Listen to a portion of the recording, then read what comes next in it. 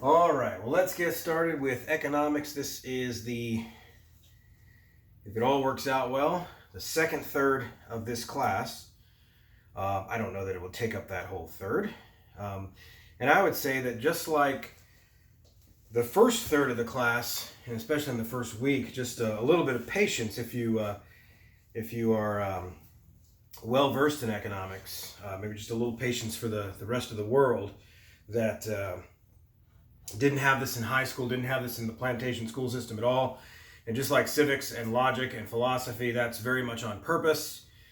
That's why we have that's why even the free market side could spend the first night of their convention last night talking about how President Trump created this job and that job and 7 million. And that's why you have to do it during election time.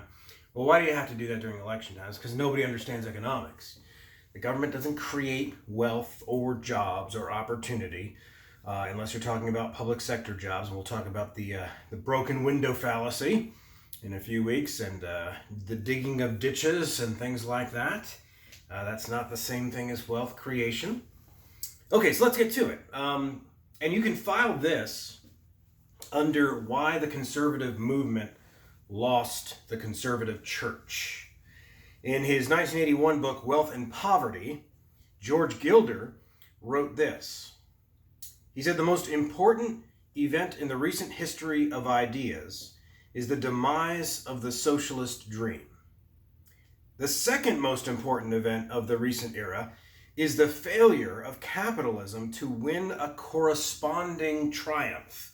He didn't mean that the system failed or that the stuff failed in capitalism. He means that we failed to capitalize on the opportunity and appropriately cast a vision for the alternative. So he says, the manifest achievements of free enterprise still seem less comely than the promises of socialism betrayed. If socialism is dead, in some sense intellectually bankrupt, morally defunct, as they say, why does the capitalist vision seem to teeter so precariously over the same ash can of history? And among its most vocal apologists, Gilder says, capitalism has been presented as a transitory and conditional compromise. The worst possible system, as Churchill once said of democracy, except for all the others. So the idea, even when we're defending it, is, well, yeah, it'll give you shotguns out of the back of a van at a schoolyard, or drugs or prostitution or Hollywood or whatever else. But hey, it's the best thing we have going. And so that's kind of the way it's defended. Now, there is a truth in that, but it's a very twisted truth, really far down the line of a better case that can be made. And what Gilder attempts to do, I think successfully, is to present a theology of free market economics, or a theological basis for it. And he does so on the basis of a few things, on the basis of a golden rule of economics concerning four basic things. First, the mutual benefits of free trade. Second, demands generated from supply. Third, expanded opportunity created by that growth. And then fourthly, corresponding to that, the futility of war. By the way, that fourth one is going to include, and it's the difference between mercantilism and capitalism, the futility of slavery, the futility of imperialism, and all the things, colonization for the purpose of, because the only way I can get more stuff is from those guys, or by exploiting those people and resources at the same time.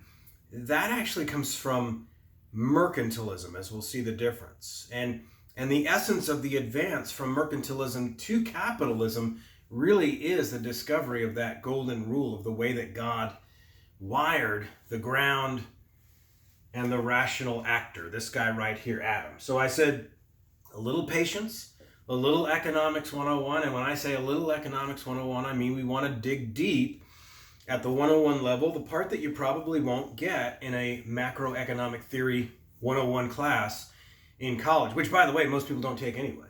Most people don't have to take it. It's one of many options. If it's not taught by a commie, it may be taught by somebody from the business department, but not everybody has to take it. And even then, it's a very, very small snapshot that you'll take once and just regurgitate information. But you don't get this. And of course, this class is called Christianity and the Civil Sphere. So we want to get a theological background anyway to see, why does this work? Or if it does, is it just sort of an appendage unnaturally thrown on in the modern world? Or is this consistent with the way that God created the world, resources, actors, economic exchange, love of neighbor? And we want to say that it incorporates all of those. And if it doesn't, your economic theory needs to expand. So all we're going to do is introduce some foundational pieces.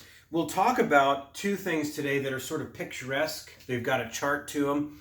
The circular flow of the economy, that part might be familiar to people who've taken a 101 class.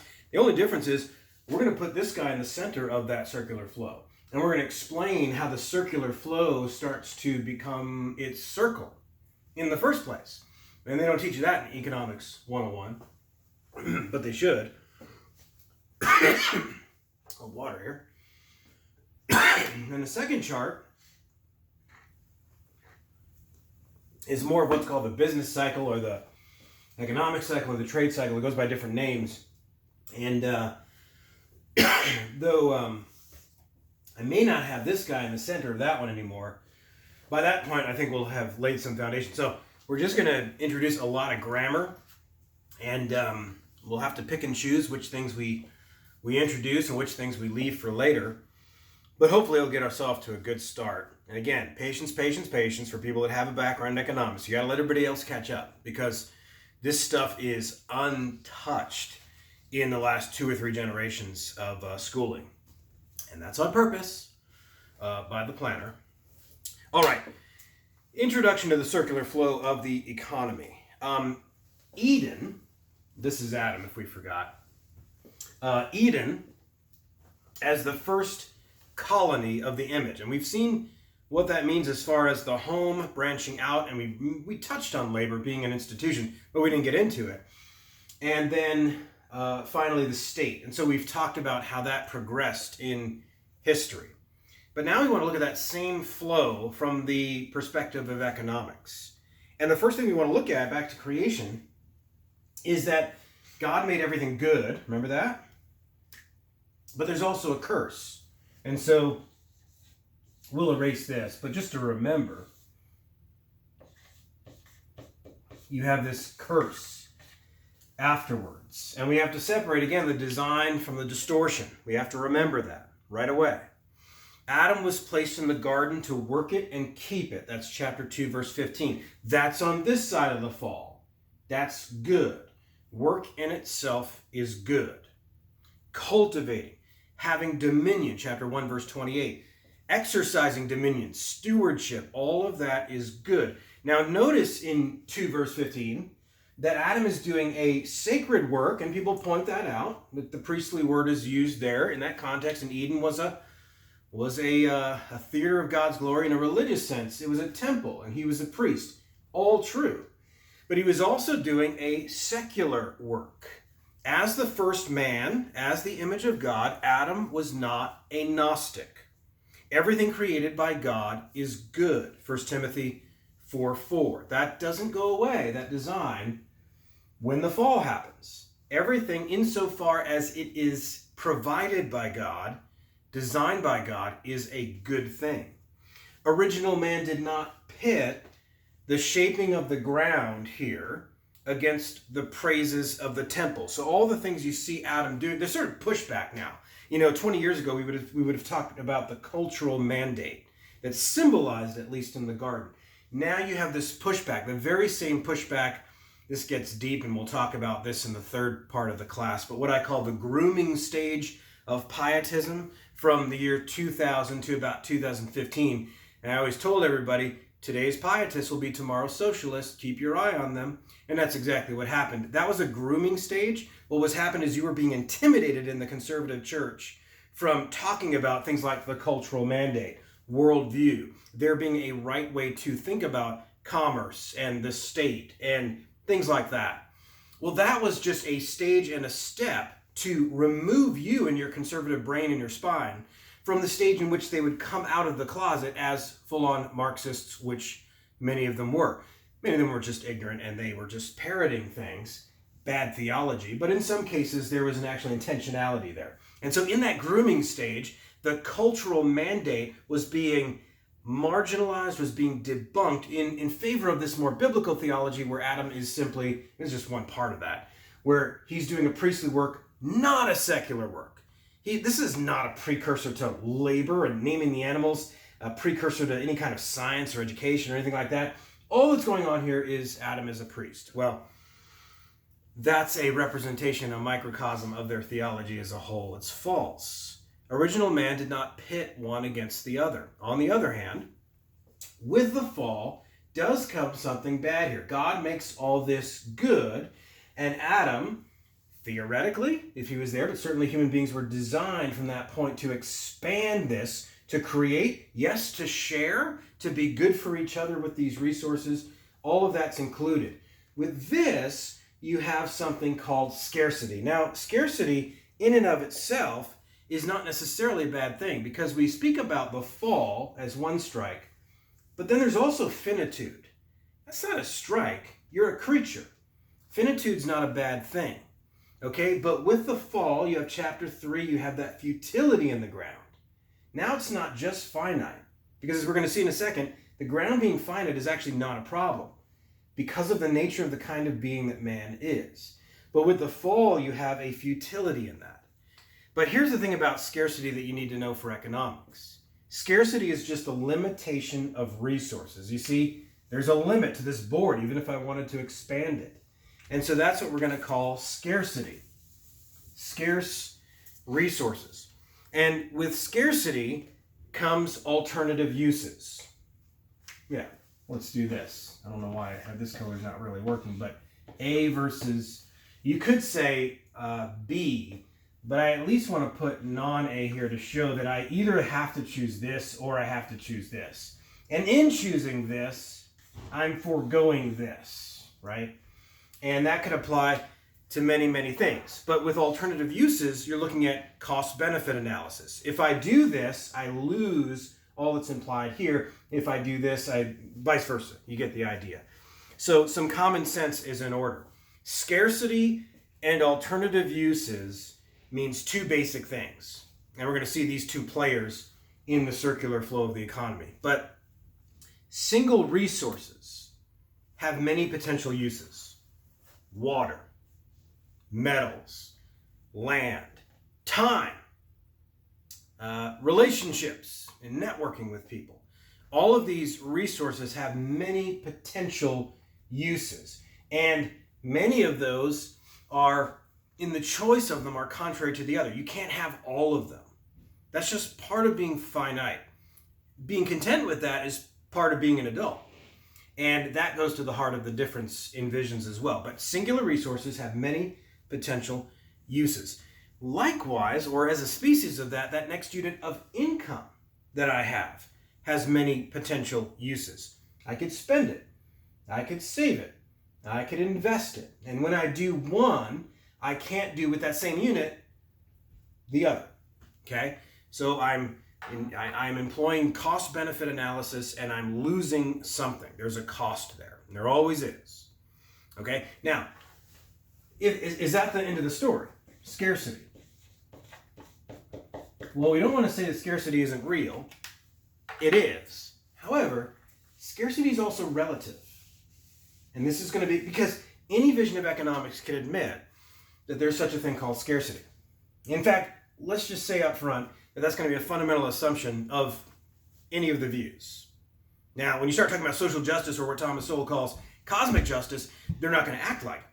They're going to act like, we could just do whatever the most fair thing is. And yet, ironically and paradoxically, they believe in scarcity in a sense, in a stronger and more restricting sense than we do, because of what we're going to see right here. And that is a fundamental category of the Christian worldview of reason. Now I'm going to put it over here, I suppose. Flowing downward into nature. Reason over nature. Central to the image of God is a dynamic view of resources. Because there is reason and nature, there is therefore, corresponding to that, and I told you there's just going to be a ton of grammar today, metaphysical capital, orange, I didn't see that. I must be colorblind. Metaphysical capital, and that just refers to your resources that you're using, your stockpile, your physical, but in this case, it's metaphysical. And then physical capital. This is the means of production. It's the shovel, but it's also the plot of land that I have. But it's not just that, okay? To use Aristotelian language here, believe it or not, it's useful here too. I have, corresponding to this, I have a formal cause, and as we'll see in a moment with the profit motive, I have an end cause that move into this material cause with various instrumental causes. I, the efficient cause, so you have all five in play here. The efficient cause has an end cause. And by his formal cause, using an instrumental cause, what does he do to the material cause? He exploits it. Well, actually, he shapes this into this. He actualizes the potentiality of the material physical capital with the form of metaphysical capital, which creates something here that was not there before, which is better for him, but as we will see, for that very reason, is better for others. And you say, well, that's a lot of pie in the sky and a rosy picture of everything. I think it's just exploiting people and things. Okay, but just get that in our mind up front, a little grammar, is that this actor is employing reason over nature, and in so doing, he's making scarcity not, illusionary, but he is making it relative. Relative scarcity. And the relativity of that scarcity will increase exponentially with each new product he produces, thus increasing his stockpile of metaphysical capital. I read this morning of the example of a washing machine. Just the invention of the washing machine. Not only how many people that employed, the yacht, the people criticize capitalism, the saying a rising tide lifts all boats. They say, you mean lifts all yachts? Well, the last time I checked, the poor are not hiring. And that's not a criticism of the poor, it's just a reality check. Because that yacht manufacturer just employed a bunch of people who would not have otherwise had a job. In addition to that, that idea creates you say, well, that's a stupid example. Well, okay, take the washing machine. The washing machine not only employed those amount of people, but if you knew how many hours were taken in a woman's day back in the 18th century and 19th century in washing clothes, and then the millions and millions of hours per week, when you multiply that times all the people that are now having washing machines, all the production that is now transferred to other things, such as educating children, and even personal hygiene, and all the other things, it's kind of like the butterfly effect in chaos theory. A lot of what you're going to see in economics is very unromantic, and it's the reason economics is called the dismal science, is a lot of things that you really can't take congratulations for, contrary to what both parties do at election time. Hey, I want more jobs, and he created 7 million jobs as opposed. No, it's just not the way the real world works. The real world's actually better than that. This is the nature of things, and it's a beautiful thing. Metaphysical capital shaping and increasing the physical capital you have. The metaphysical always has priority. This is just central to the Christian worldview. And at this point, we have to make a distinction about two different ways to analyze an economy given this truth. Two ways to analyze an economy at any given moment about its long-term projections. Well, let's at least you get the idea with the Aristotle stuff. I want to leave as much of the rest of it up there as possible, though. Two different ways of analyzing an economy follow from this. People use this terminology even if they don't use either the Christian terminology in the Bible with Eden or the Aristotelian terminology. Economists on the supply side will still use this language right here of what's called the dynamic. Why? That's, I don't know if this is orange or not. Anyway, let's try that. The dynamic analysis of an economy as opposed to, well, there's no part of this that I've made unreal, but let's do this. Let's take a snapshot. These dots here, there's a camera here, pretend. And that camera's taking a picture of this, and because of that, it's a still picture. And so we're going to call that a static analysis. And while I have that on the board, okay, you're on that. Static analysis. Okay, sorry. Trying to do 5 things at once. But let's just define these really briefly. The static analysis is so named, the static analysis of an economy, because it is a still life or a snapshot. It is static. It has material pieces. It's looking at the real thing in a sense, but it's looking at it as like a chart or a graph. It's sort of, an economist will fall into this fallacy of reification, of treating this, sort of an equilibrium of supply and demand at any given moment. That's where things are. Well, the moment you said that, a bunch of other people just ate a hamburger, right? Or invested some things. That's actually not the way, a science of human beings can work anyway. But there's a whole lot of other reasons why it's problematic. But however complex the kinds or the amounts of those pieces in that picture, the key is, in the static analysis, that they're fixed. That it's a fixed pie. Right? This is sometimes referred to as zero sum. I don't know if you can see this low, but let's put it here. Zero sum. In other words, what you see is what you get, and it's what you're going to keep. And so it's an immutably fixed pie, or at least that's the way I'm thinking of it. And so if I see a gain for one person, or one business, or one country, that necessarily equals a loss for another, right? Peter robs from Paul, that idea. It's a necessary assumption that I have. Now, against that is this dynamic analysis, which just follows from what we're talking about, a Christian worldview, and that Aristotelian causality analysis as well. It's just the real world, and not just because you have human actors who have their own ends and they're unpredictable, and that's true too.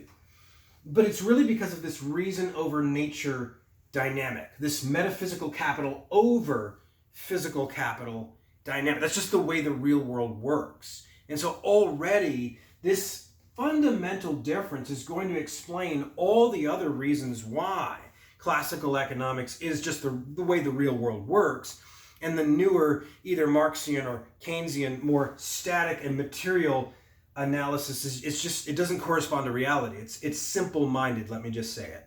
It's simple-minded. A lot of passion behind it. In that snapshot, a lot of things can look sophisticated and complex and therefore make good sense to people, but it's just not the way the real world works. And we'll see that. So reconciling scarcity with a good creation. Let's keep on that and keep adding some of these 101 pieces. Material resources are always scarce. We're not denying that when we talk about relative scarcity and this being over this and constantly shaping and expanding that. We're not denying scarcity.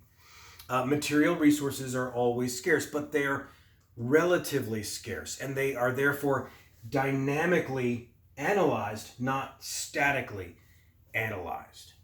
And one thing this ought to revolutionize is the needs versus wants tension. What a market thinks it needs was certainly at one time a want. Think of back to the 70s, fax machines, back to the early 80s, PCs. At first they were wants. By the end of that decade, you couldn't do business without it. And so IBM came into the picture and you said, oh, but they're going to charge X, Y, and Z. Well, they certainly did it first. and Apple came along and so on, and you had competitors, and then what happened to the price? Well, it went down. Okay? And so what a market thinks it needs was at one point a new want. Now, these are distinct, but this can subtly morph into each other, and it can morph into a static, as it did for Keynesian, and we haven't gotten that far yet. Keynesian school from John Maynard Keynes, that economist, and some of his followers were more simple than him. But the idea is that this idea of wants in an economy, you're gonna reach a wall there, or needs, that can become a static and even self-deifying lament that humanity has reached its capacity. What more could we possibly want or need? And isn't it materialistic to even think about the question? Therefore, it's just going to reach this breaking point or this crowding out effect, and you won't be able to grow anymore. It'll shrink back. And even Thomas Malthus, in his later sort of partly perversion of a classical view of economics about population growth, bought into that. But at any rate, Gilder remarked that even one of the pioneers of classical economics, Sismondi, a pioneer of dynamic analysis, Gilder says, nonetheless wondered what we could possibly do with more production now that we've already met the essential needs of man. That was in 1815. So clearly he had not run into the washing machine and a lot of other wants that became needs. Okay? Now, by the way, we're using the word needs relatively too. Don't freak out and say, you see, you're saying the PC are needs? You're exactly the idolater that the Bible was talking about. Okay, well, first of all, we mean that relatively. Secondly, I think you're skipping a lot of steps and inflating that, investing that term with way too much theological meaning. But we'll come back to that, the question of idolatry. But just recall, how are we doing on time here? How much time do we have? 26, okay. So just remember that cuts off at 33 something rather. So, okay. One more point about stewardship and Adam in the garden here, and that'll set us up for the word economics and the term and what it means. And that word comes from, there's a couple different words here. One is domus, that's Latin for house, but another is oikos, that's Greek for house. And of course, we get words like dominion, lording it over the resources, right? Well, again, before the fall, we're not before the fall. We're after, and we're going to exploit things. But again, see week 1, you can't call the line crooked unless you have the idea of a straight line. So there's got to be a stewardship, and that's really what we're getting at here. So oikonomion, nomos is Greek for law. So oikos, nomos, the law of the house.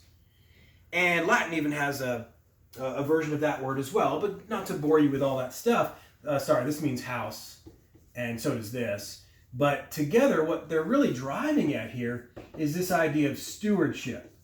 And the idea here is that even the material resources that, well, frankly, not just the material resources, but the metaphysical resources are God's property.